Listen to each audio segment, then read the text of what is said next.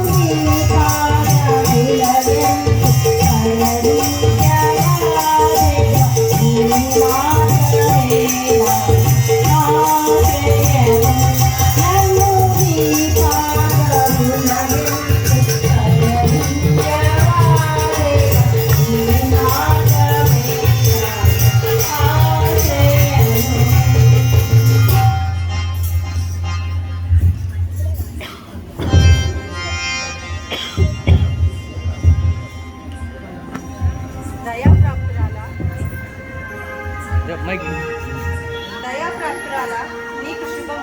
ప్రభువు నీకు తోడై ఉన్నాడు. కాస్త ముందుకు రా మీరు. మరియా, భయపడకు. దేవుని కృప వలన నీవు రక్షణ పొందింది. కాస్త ముందుకు రా మీరు మైక్ కాడికి.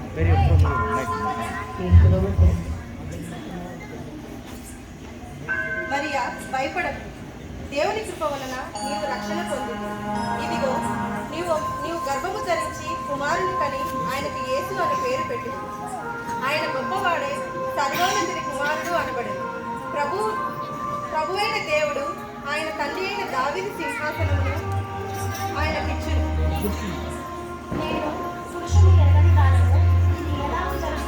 పరిశుద్ధాత్మ నీ మీదికి వచ్చును. సర్వోన్నతుని శక్తి నిన్ను కమ్ముకొను. మైక్ ఇస్తామా? మైక్ ఇస్తాం వదిన, కింద ఉండాలి మైక్ ఇద్దాం. పుట్టబో శిశువు పరిశుద్ధుడై దేవుని కుమారుడు అనబడును. మరియు నీ బంధువురాలైనటువంటి ఎలిజబెత్ కూడా తన వృద్ధాప్యమందు ఒక కుమారుని గర్భమున ధరించినది. గొడ్రాలనబడిన ఆమెకు ఇది 6వ మాసము. దేవుడు చెప్పిన ఏ మాటైనను నిరర్థకము కానేరదు. ఇదిగో ప్రభు దాసురాలకు నీ మాట చొప్పున నాకు చేసుకున్నాక.